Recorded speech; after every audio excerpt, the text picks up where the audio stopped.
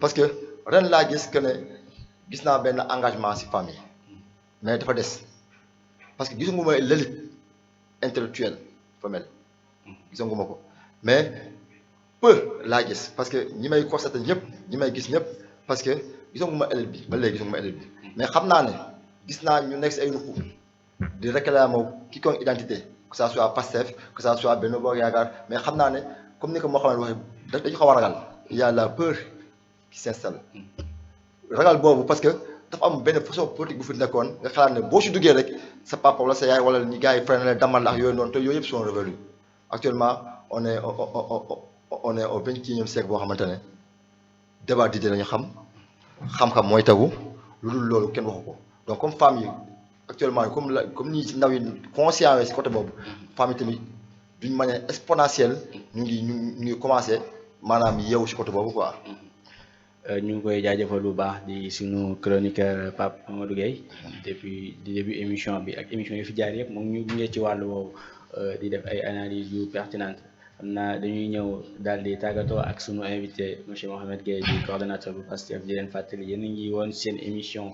Les Dialaw di émission bu nga xam ne dañ ko jagleel les acteurs de développement communautaire yi moo xam ci looy yëngu politique culture wala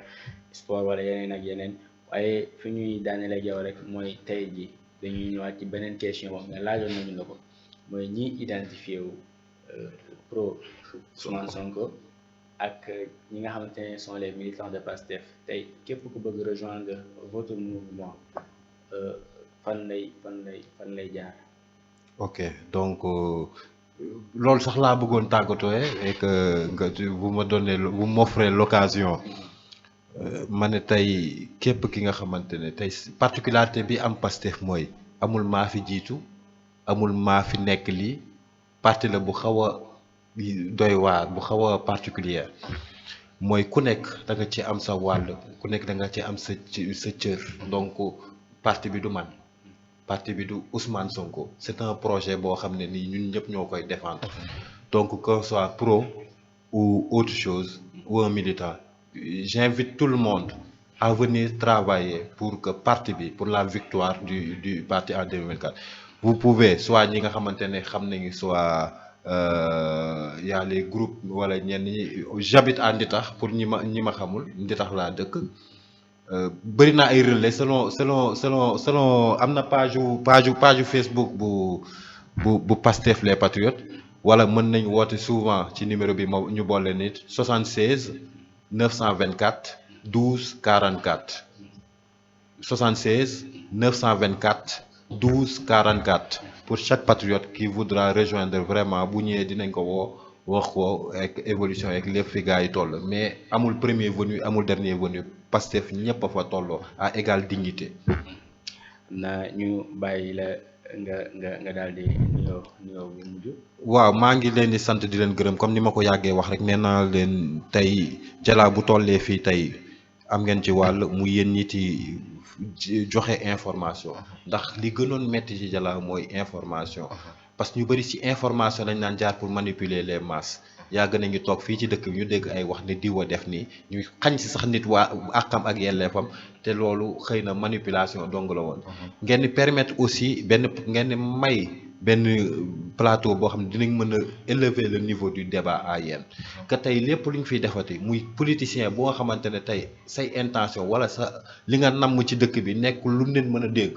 dootoo fi politique mooy dañuy toog dañ koy waxtaanee te j'espère élection yi ti ñëw dañ koy def ay débat comme débat yi te am France ak yooyu noonu ci ku nekk nanga naa dee téye dëkk bi par un débat contradictoire masse la jot ko ñu bàyyi xastante wax ju ñaaw ndaxte xajatu fi ñun ñëpp bokk ñun ñëpp xëy na on a la chance li may wax ma ne yéen on a une population très très jeune mais une population instruite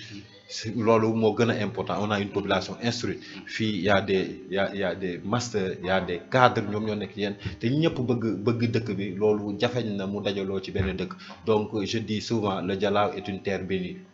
donc nous sommes bénis alors donnons-nous la main et travaillons pour l'intérêt supérieur de Dialaw. Travaillons pour l'intérêt supérieur de Dialaw Modou ñu bàyyi la nga joxe dig daje ak ñu doon seetaan. waaw merci Omar merci coordinateur di remercier monsieur le coordinateur Mohamed si ouverture bi pertinence débat bi ak éclaircissement yi mu andi fii ak leeral yi tamit am na solo trop parce que ñu bëri xamuñu woon Mohamed ñu bëri xamuñu woon projet PASTEF ñu bëri tamit xamuñu woon concept bi Mohamed demee woon si local yi mais débat bi ak plateau bi permettre na ñi xamante ne ñoo xamul woon xam ñi bëgg a leer lu leer ñu leeral ko tamit di profiter ci occasion bi di remercier les internautes ñi xamante ne ñoo suivre notre chaîne YouTube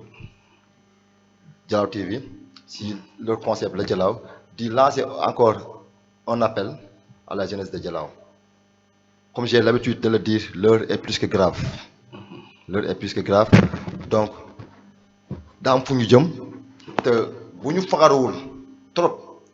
bu ñu arméwul de connaissance bu ñu arméwul de métier bu ñu arméwul de formation dina am lu ñu naqari trop donc maa ngi lancer appel à la jeunesse ñu jëm a vers les formations tamit lancer appel aux maires lancer appel aux élites politiques ñu jàppale les jeunes à travers les formations ñu jàppale les jeunes à travers des insertions Mohamed dans sos si insertions yi tamit naa si boole yow tamit comme vous êtes directeur de ressources humaines macha allah yow ak seen moroom ngeen jàppale jeunes yi. ñu ngi def lu ñu mën. si xam naa si dara mais ngeen gën a jàppale jeunes yi. si côté boobu incha gën a góorgóorlu si côté boobu pour jàppale leen. waaw pour ñu mën a am emploi parce que y a des jeunes diplômés ñoo xamante ne xamuñu fu ñuy taxaw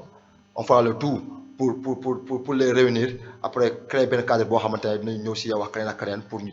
jéem a xool ñu si jàppee quoi. jërëjëf merci. jërë ngeen jëf yéen ñi àndoon ak ñun ci seen émission Le Dialaw ñu ngi leen di jox ñoo ngi doon dalal ki nga xamante ne moom moo di le coordonnateur du PASTEF les Patriotes bu président Ousmane Sonko Mohamed Gueye amoon ci sunu beneen côté ki nga xamante ne moom mooy sunu chroniqueur chaque émission di doyen ci kër gi Dialaw TV. di doyen ci Dialaw TV muy sunu frère sunu président Pape Modou Gueye président conseil communal de la jeunesse de Yène acteur de développement la fii ci Yène ñun ñëpp képp kuy ndaw daal ràññee nga taxawaayam donc ñu ngi koy jaajëfal bu baax di la remercier di remercier sa équipe parce que xam nañu ne tey Mohamed du ñëw toog te amul lu mu toogal waxtaan ak ñoom ñu muy liggéeyal ne leen damay dem plateau Dialaw TV ba ñu ànd ci donc loolu ñu leen remercier waa PASTEF képp moo xamante ne ni bokk nga ci bureau bi piloté PASTEF wala nga nekk militant PASTEF ñoo ngi lay remercier di la jaajëfal ci opportunité bi ngeen ñu may tey pour joxe seen point de vue ci situation politique bu yéen ñoo ngi leen di jox dig daje ak beneen émission La Dialaw ak ki nga xamante ne mooy présenté émission bi muy Soxna Penda dafa am imprévu tey moo tax ñun ñu teewal ko fi yaakaar naa ne kër gi noonu la dañuy travailler en équipe pour la bonne marche pour le développement de Dialaw ñu ngi leen jox dig daje ci seen beneen émission Le Dialaw jërë ngeen jëf.